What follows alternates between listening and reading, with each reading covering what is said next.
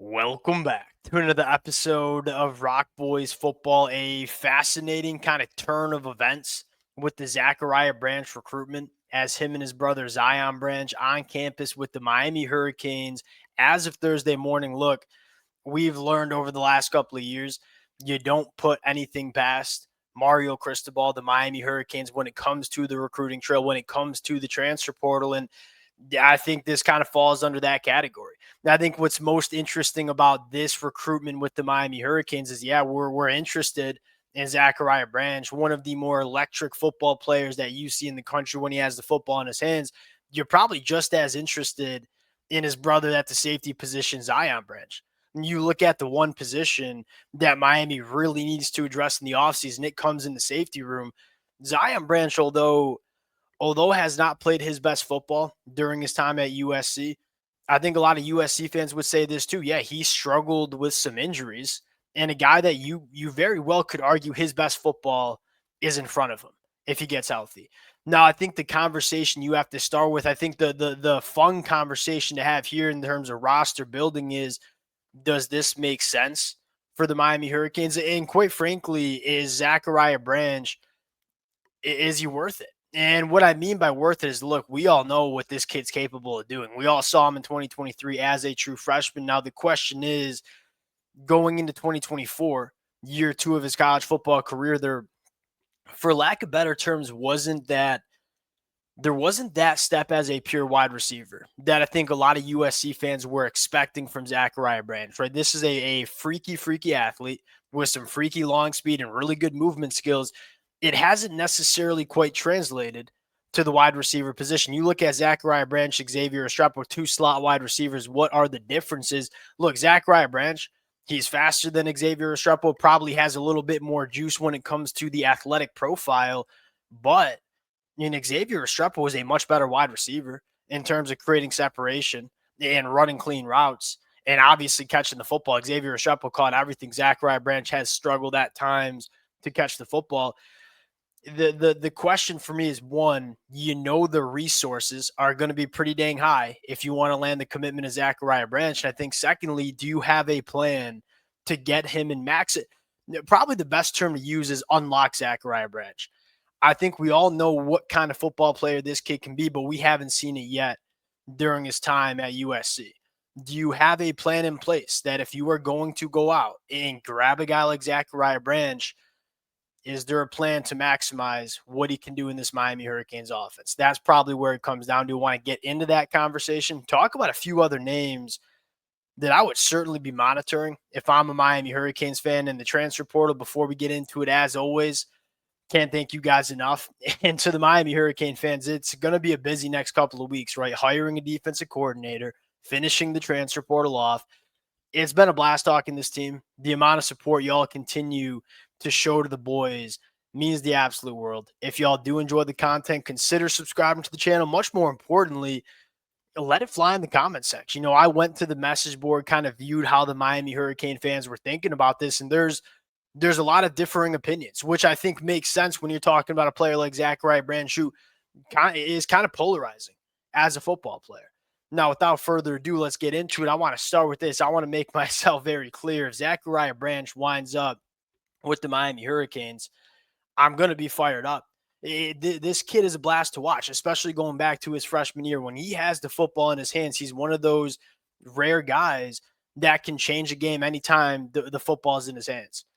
Now, the knock with Zachariah Branch is, we all know what he can do in special teams. We all know what he can do with the football in his hands. The knock is, as a wide receiver, he's just not a great wide receiver yet. Now, that doesn't mean going into year three, he can't become a wide receiver. And I think Miami's done a great job developing wide receivers over the last couple of years. But right now, he's not a great wide receiver. He doesn't necessarily translate those elite movement skills and that elite speed to being a really good route runner that can create separation and excel after the catch. You go back to his time at USC, it was a lot of, for lack of better terms, kind of force feeding him the football and going out of your way to design plays and design concepts to get him the ball. He's not a guy like Xavier Estrepo where you can ask him to run pretty much any route in the route tree and have him get open and create separation. Can he become that guy? That's probably the question. And if you are going to pony up the resources to bring Zachariah Branch in, you probably believe he can be that guy. But if you're Mario Cristobal, Shannon Dawson, Kevin Beard, you got to make sure you have a plan in terms of what you want from Zachariah Branch in the 2025 year, because he's a guy that is going to be expensive to go out and get him. You want to make sure you're going to know how to maximize him. Now, I think, again, what's fascinating about this is when you talk about the Branch brothers recruitment, most teams are going after Zachariah and Zion. I'm not going to say it's an afterthought. I don't want to be disrespectful, but Zion's just coming with you. I don't think that'd be the case for the Miami Hurricane fans. Now, look, Zion Branch has not played great football at USC. The USC fans, I'm sure, will let that fly in the comment section, but we all know the injury history, and he's been banged up. I think the conversation here is what happens when Zion Branch gets a little bit more healthy. Can we get the best football from this kid? There was a reason he was a top 60 prospect coming out of high school, just like Zachariah Branch is extremely gifted.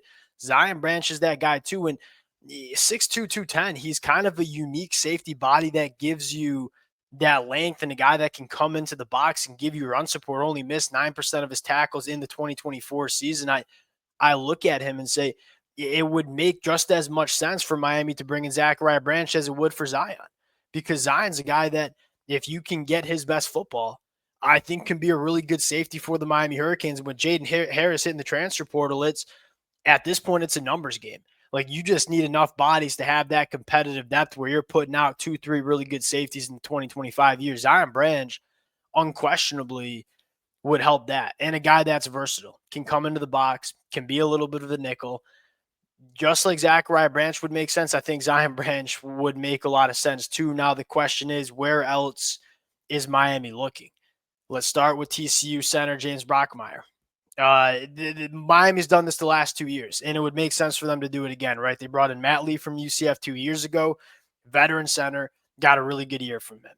Zach Carpenter, kind of same deal. Now, Zach Carpenter wasn't as good as Matt Lee, but he was not a problem for this Miami Hurricanes offensive line. And if you were going to be starting potentially a young quarterback in 2025, you want a veteran center that's kind of gluing this Miami Hurricanes offensive line together. If you don't get James Brockmeyer, there's a really good chance that S.J. Alafatuli is starting for center for Miami in 2025, who I think is more than capable of playing year one for the Miami Hurricanes. The question is it ideal to have a true freshman center with potentially a guy like Emory Williams or Luke Nickel starting at quarterback? Probably not.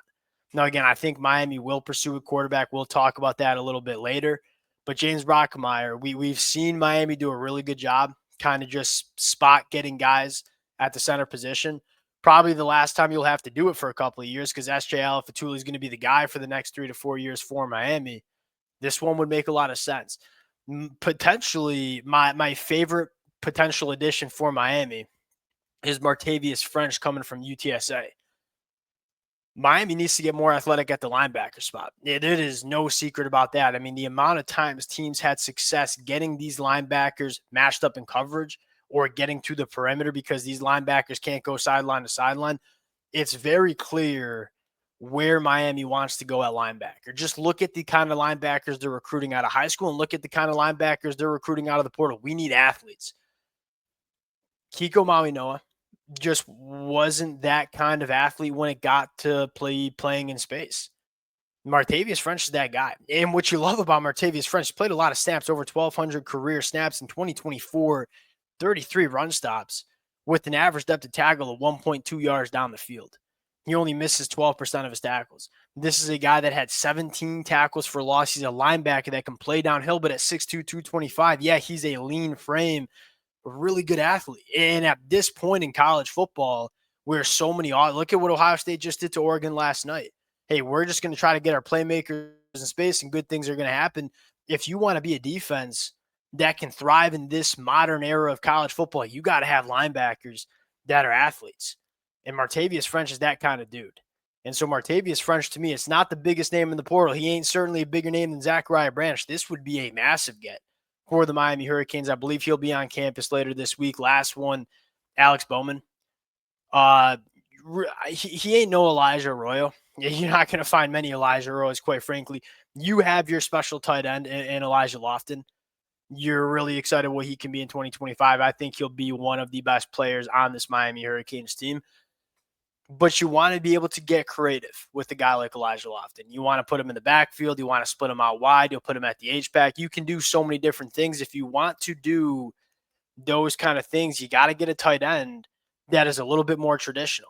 And Alex Bowman's that kind of guy, 6'5", 245. What you love about Alex Bowman, one, red zone threat, over 12 touchdowns the last 2 years. He's a big body that when you get into the red zone, those throwing windows get a little bit smaller.